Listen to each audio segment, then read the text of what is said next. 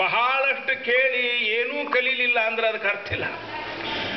ನೀವು ಏನು ಕೇಳ್ತೀರಿ ಅದನ್ನ ಜೀವನದೊಳಗೆ ಒಂದೋ ಎರಡೋ ಗುಣ ಅಳವಡಿಸ್ಕೊಳ್ಳಿಕ್ಕೆ ಪ್ರಯತ್ನ ಪಟ್ಟರು ಸಾಕು, ನಿಮ್ಮ ಜೀವನ ಸಾರ್ಥಕ. ಆ ದೃಷ್ಟಿಯಿಂದ ಅಂಥ ಗುಣಗಳನ್ನು ಹೆಕ್ಕಿ ನಾನು ಆರಂಭದಲ್ಲಿ ಹೇಳ್ತಾ ಇದ್ದೇನೆ, ಕೃಷ್ಣನಂಥ ಜ್ಞಾನಿ ಇಲ್ಲ, ಕೃಷ್ಣನಂಥ ಮಿತ್ರ ಇಲ್ಲ, ಕೃಷ್ಣನಂಥ ಸುಳ್ಳುಬುರುಕನೂ ಇಲ್ಲ. ಅವನು ಸುಳ್ಳು ಪೂರ್ಣ. ಎಷ್ಟು ಚಂದ ಸುಳ್ಳು ಹೇಳಾನ, ಕೇಳಿದವ್ರಿಗೆ ಇನ್ನೊಮ್ಮೆ ಕೇಳಬೇಕು ಅನಿಸ್ಬೇಕು ಅಂಥ ಸುಳ್ಳು ಹೇಳಾನ. ನಮಗೂ ಹೇಳಲಿಕ್ಕೆ ಶಕ್ಯ ಆಗ್ತಿದ್ರೆ ಹೇಳ್ರಿ. ನಮ್ಮ ಸುಳ್ಳು ಮಂದಿ ಗಾಬರಿ ಆಗ್ತಾರೆ, ಅಸಹ್ಯ ಪಟ್ಕೋತಾರೆ, ವಿಶ್ವಾಸ ದ್ರೋಹಿ ಅಂತಾರ, ಘಾತಕ ಅಂತಾರ. ಕೃಷ್ಣನ ಸುಳ್ಳು ಹೆಂಗಿತ್ರಿ? ಭಾಗವತದೊಳಗೆ ಬರ್ತದ. ಒಬ್ಳು ಬಂದು ಹೇಳಿದ್ಲಂತ ಯಶೋದಾಗ, ನಿನ್ನ ಮಗ ದಿನ ಬರ್ತಾನವ, ಅವು ಕರು ಬಿಚ್ಚಿಬಿಡ್ತಾನ, ಅವು ಹಾಲು ಕುಡಿತಾವ. ಕೇಳಿದ್ರೆ ನಾನು ಇರುವುದೇ ಬಂಧನದಿಂದ ಬಿಡಿಸ್ಲಿಕ್ಕೆ ಅಂತಾನ. ಅವು ಬರ್ತಾನ, ಕೂಸುಗಳು ಆರಾಮ ಮಲ್ಕೊಂಡಿರ್ತಾವ, ತೊಟ್ಟಲ್ದಾಗ ಚೂಡ್ತಾನ, ಹೋ ಅಂತ ಒದರ್ತಾವ. ಅಲ್ಲಿ ನೋಡಿದ್ರಾಗ ಅವ ಇರುವುದೇ ಇಲ್ಲ, ಓಡಿ ಹೋಗ್ಬಿಟ್ಟಿರ್ತಾನ. ಹಿಂಗ ಬೆಣ್ಣಿ 2-3 ದಿವಸ ಕಷ್ಟಪಟ್ಟು ಅದನ್ನ ಹಾಲು ಇದನ್ನ ಮಾಡಿ ಅದ್ರ ಮೇಲಿಂದ ಕೆನಿ ತೆಗೆದು ಇನ್ನೇನು ಬೆಣ್ಣಿ ಮಜ್ಜಿಗೆ ಮಾಡ್ಬೇಕು ಅಂತ ಇಟ್ಟಿರ್ತೀವಿ, ಕೆನಿ ತಿಂದು ಹೋಗಿಬಿಡ್ತಾನ. ಭಾಗವತ ದಶಮ ಸ್ಕಂಧದೊಳಗ ಎಲ್ಲಾನು ಕಲಸಕ್ರಿ ಇದ್ದಂಗ್ರಿ. ಅದು ನೀವು ಎಲ್ಲ ಕಡೆ ಸಿಹಿನೇ, ಹಿಂದ ಮುಂದ ಮೇಲೆ ಕಲಸಕ್ರಿ ಬಳಗ ಮ್ಯಾಲಿನ ಭಾಗ ರುಚಿ, ಕೆಳಗಿನ ಭಾಗ ರುಚಿ ಅನ್ನೋ ಹಂಗಿಲ್ಲ, ಎಲ್ಲಾನು ಸಿಹಿನೇ. ಅದು ಆದ್ರೂ ಜ್ಞಾನಿಗಳು ಕೆಲವು ಭಾಗ ನಮ್ಗೆ ಹೃದಯಕ್ಕೆ ಬಹಳ ಲಘು ತಟ್ಟುತ್ತಾವ. ಅಂಥವನ್ನ ಆರ್ಷಾರ ಮಹಾನುಭಾವರು ಶ್ರೀಪಾದರಾಯರ ಆರಾಧನೆಯನ್ನು ಮಾಡಿದ್ದೀವಿ ನಾವು. ಶ್ರೀಪಾದರಾಯರಿಗೆ ಭಾಗವತದೊಳಗೆ ಭ್ರಮರಗೀತ, ವೇಣುಗೀತ, ಗೋಪಿಗೀತ ಅನ್ನತಕ್ಕಂಥ 3 ಗೀತೆಗಳು ಬಹಳ ಪ್ರಿಯ. ಇವನು ಮಾತ್ರ ಆಯ್ದು ಕನ್ನಡಕ್ಕೆ ಅವರು ಭಾಷಾಂತರ ಮಾಡಿದ್ದಾರೆ. ಸಮಗ್ರ ಭಾಗವತದೊಳಗೆ ಈ ಭಾಗವನ್ನು ಆಯ್ದುಕೊಂಡಿದ್ದಾರೆ. ಅವರ ಅಂತರ್ಯಾಮಿಗೆ ಪ್ರೀತಿಕರವಾಗಲಿ ಅಂತ ಆಶಿಸಿ ಗೋಪಿಗೀತ, ವೇಣುಗೀತದ ಅರ್ಥವನ್ನು ನೀವು ಮುಂದೆ ಮೊದಲು ಹೇಳಿ, ಆಮೇಲೆ ಸಮಯ ಎಷ್ಟು ಸಿಗುತ್ತದೋ ಅಷ್ಟು ಉಳಿದ ದಶಮಸ್ಕಂದದ ಕೆಲ ಭಾಗಗಳನ್ನು ನಾನು ಹೇಳ್ತಾ ಇದ್ದೇನೆ. ಭಗವಂತ ಭಗವದ್ಗೀತೆಯನ್ನ ನೀಡಿದ್ದಾನೆ. ಭಗವತ ಗೀತಂ ಭಗವದ್ಗೀತ ಅಂದ್ರೆ ಭಗವಂತನಾಗಿರ್ತಕ್ಕಂಥ ಶ್ರೀಕೃಷ್ಣ ಹೇಳಿದ, ಹಾಡಿದ, ಉಪದೇಶಿಸಿದ ಗೀತೆ ಅದು. ಆದ್ದರಿಂದ ಅದು ಭಗವದ್ಗೀತೆ. ಈ ವೇಣುಗೀತ ಮತ್ತು ಗೋಪಿಗೀತಗಳು ಕೂಡ ಭಗವದ್ಗೀತ. ಇವೇನ್ರಿ ನಾವೆಲ್ಲ ಕೇಳೇ ಇಲ್ಲ, ಹಿಂಗೆ ಯಾರು ಹೇಳೇ ಇಲ್ಲ ಅಂದ್ರೆ. ಭಗವದ್ಗೀತಾ ಶಬ್ದದ ಅರ್ಥ ಏನು? ಭಗವಂತನಿಂದ ಹೇಳಲ್ಪಟ್ಟಿರ್ತಕ್ಕಂಥ ಗೀತ. ಅದಾದ್ರೆ ಭಗವಂತನನ್ನು ಕುರಿತು, ಭಗವಂತಂ ಅಧಿಕೃತ್ಯ ಭಗವಂತಂ ಪ್ರತಿ ಗೀತಂ ವೇಣುಗೀತ, ಗೋಪಿಗೀತ ಭಗವಂತನನ್ನು ಕುರಿತು ಹಾಡಿರ್ತಕ್ಕಂಥ ಗೀತೆಗಳು. ಆದ್ದರಿಂದ ಅವು ಭಗವದ್ಗೀತ. ಏನ್ರಿ ಇದರದೇನು ವೈಶಿಷ್ಟ್ಯ? ಭಾಗವತ ದಶಮ ಸ್ಕಂದದೊಳಗೆ ಬಹಳ ವಿಶೇಷ ಅಂತಾರಲ್ಲ ಅಂದ್ರೆ, ಆ ಭಗವದ್ಗೀತಾದೊಳಗೆ ಜ್ಞಾನ, ಭಕ್ತಿ, ಕರ್ಮ ಅನೇಕ ವಿಷಯಗಳ ಬಗ್ಗೆ ಮಾತನಾಡಿದ್ದಾನೆ ಶ್ರೀಕೃಷ್ಣ. ಅದು ಸಮುದ್ರ. ಇದರೊಳಗೆ ಒಂದೇ ನೋಡ್ರಿ, ಭಕ್ತಿ. ಗೋಪಿಗೀತ, ವೇಣುಗೀತ ಅಂದ್ಕೋತ ಅರ್ಥಾಧೇರಿಸಿಕೊಂಡ್ರೆ ಆನಂದದೊಳಗೆ ಮೈ ಮರೆಸಿ ಇನ್ನೊಂದು ಲೋಕದೊಳಗೆ ನಿಮ್ಮನ್ನು ಒಯ್ದು ನಿಂದ್ರಿಸ್ತಾವ. ಅಷ್ಟು ನಾನು ನಿಮಗೆ ಗ್ಯಾರಂಟಿ ಕೊಡಬಲ್ಲೆ. ಅನುಭವದಿಂದ ಈ ಮಾತನ್ನು ಹೇಳ್ತಾ ಇದ್ದೇನೆ. ಎಷ್ಟೇ ಮನಸ್ಸಿಗೆ ಬೇಸರ ಆಗಿರಲಿ, ಎಷ್ಟೇ ಮನಸ್ಸು ಗೊಂದಲದ ಪೂರ್ವವಾಗಿರಲಿ, ಮನಸ್ಸಿಗೆ ಚಾಂಚಲ್ಯ. ನಮ್ಮ ತಂದೆಯವರು ಒಂದು ವಿಷಯ ಹೇಳ್ತಿದ್ರು, ಇದರ ವೈಶಿಷ್ಟ್ಯ ಹೇಳೋ ಮುಂದೆ. ರುರುದುಹು ಸುಸ್ವರಂ ರಾಜನ್ ಕೃಷ್ಣ ದರ್ಶನ ಲಾಲಸಾಹ ತಾಸಾಂ ಆವಿರಭೂಚ್ಛೌರಿ ಸ್ಮಯಮಾನ ಮುಖಾಂಬ. ಏನ್ರಪ್ಪ ಅವ್ರಿಗೂ ಅಹಂಕಾರ ಬಂತ? ಯಾರ್ಯಾರ್ಯಾರನ್ನು ಬಿಟ್ಟಿಲ್ಲ ಅಂತ ಹೇಳ್ತಾರೆ ನಮ್ಮ ಶಾಸ್ತ್ರಕಾರರು. ಕೆಲವ್ರಿಗೆ ಯಾವಾಗರೇ ಬರ್ತಿರ್ತದೆ, ಕೆಲವ್ರಿಗೆ ಯಾವಾಗಲೂ ಇರ್ತದೆ, ಕೆಲವ್ರಿಗೆ ಅಪರೂಪಕ್ಕೆ ಬರ್ತದೆ. ಹಿಂಗಂತೂ ಅದು ಇರುವುದೇ, ಅದು it will let you know its presence. ಹಂಗೆ ಸ್ವಾಮಿನಂತ ಕೃಷ್ಣನನ್ನು ನೆನೆಸ್ಕೊಂಡ್ರವರು. ಅಂದ್ರೆ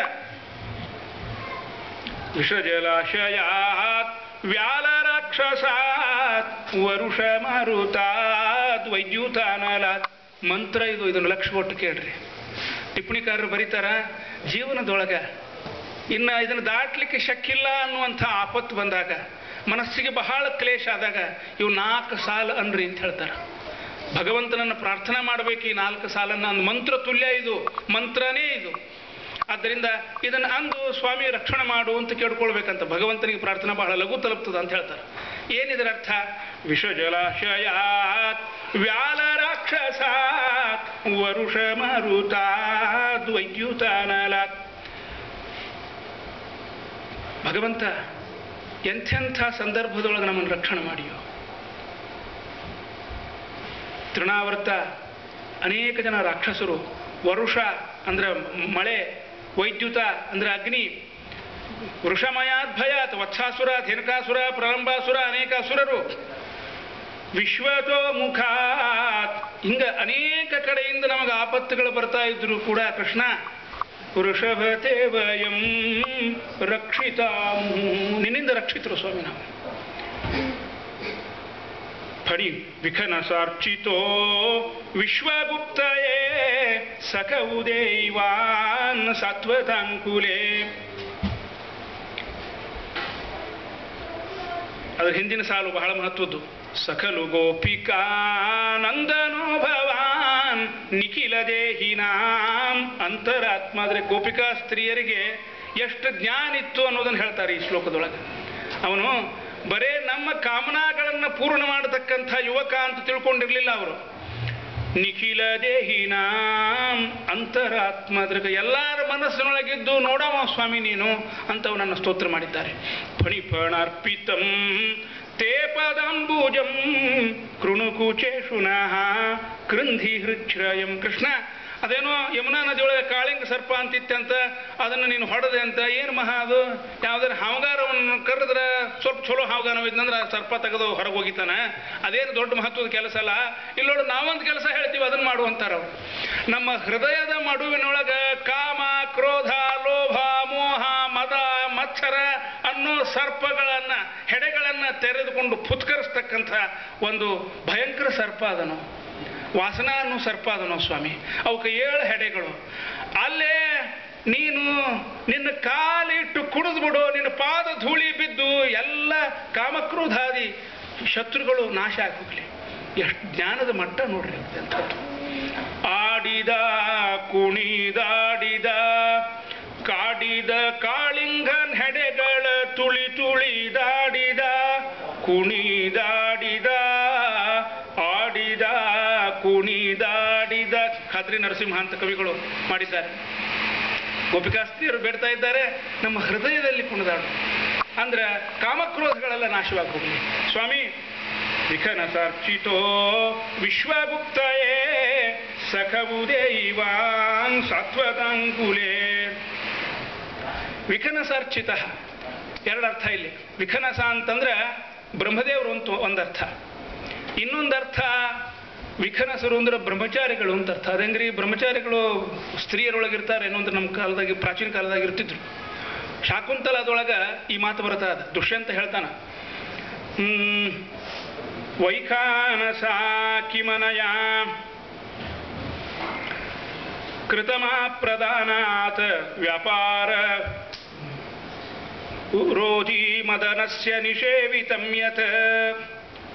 ವೈಖಾನಸಂ ಕಿಮನಯ ಕೃತಂ ಆಪ್ರದಾನಾತ್. ಮದುವೆ ಆಗೋ ತನಕ ಬ್ರಹ್ಮಚಾರಿಯಾಗಿ ಯಾರಿರ್ತಾರ ಅವರಿಗೆ ವಿಖನಸರು ಅಂತ ಹೆಸರು. ಇನ್ನೊಂದು ಗುಂಪದ ಸದ್ಯೋವಧುಗಳು ಅಂತ. ಅವರು ಯಾವಾಗಲೂ ಬ್ರಹ್ಮಚಾರಿಗಳವರು, ಮದುವೆ ಆಗೋದೇ ಇಲ್ಲ ಅವರು. ಶಕುಂತಲಾನ ಪ್ರೀತಿ ಮಾಡಿಬಿಟ್ಟಿರ್ತಾನೆ, ಅವಳಿಂದ ಆಕರ್ಷಿತನಾಗಿ ಬಿಟ್ಟಿರ್ತಾನೆ. ಅಲ್ಲಿ ಹೌರ್ಗೆ ಹೋಗಿ ಸಖಿಯರ ಹತ್ರ ಕೇಳ್ತಾನಂತ, ಏನ್ರವ ನಿಮ್ಮ ಆಶ್ರಮದೊಳಗೆ 2 ಗುಂಪು ವಿದ್ಯಾರ್ಥಿನಿಯರಿದ್ದಾರಂತ ಕೇಳೀನಿ, ಸದ್ಯೋವಧುಗಳು ಮತ್ತು ವೈಖಾನಸರು ಅಂತ. ಈ ಶಕುಂತಲ ಯಾವ ಗುಂಪಿಗೆ ಸೇರಿದಕಿ ಎದಿ ಒಡೆದು ಹೋಗಿತ್ತ ಒಂದು. ಈ ಆಜನ್ಮ ಬ್ರಹ್ಮಚಾರಿಣಿಯರು ಕೆಲವರು ಇದ್ದಾರೆ ಅಂತ ಯಾರೋ ಸುದ್ದಿ ಹೇಳಿದ್ರು. ದೇವರೇ ಶಕುಂತಲ ಆ ಗುಂಪಿಗೆ ಸೇರಿದಿರಲಿ ಅಂತ ಪ್ರಾರ್ಥನಾ ಮಾಡ್ಕೋತ ಹೋಗಿ ಅವ್ರಿಗೆ ಸಖಿಯರನ್ನ ಕೇಳಿದ್ನಂತ. ಹಂಗ ವಿಖನಸಾರ್ಚಿತೋ, ಯಾರು ಭಗವಂತನಿಗೆ ತಮ್ಮ ಶರೀರವನ್ನ ಮುಡುಪಾಗಿಟ್ಟು ಸನ್ಯಾಸಿನಿಯರಾಗಿ ಉಳಿದಿರ್ತಾರೋ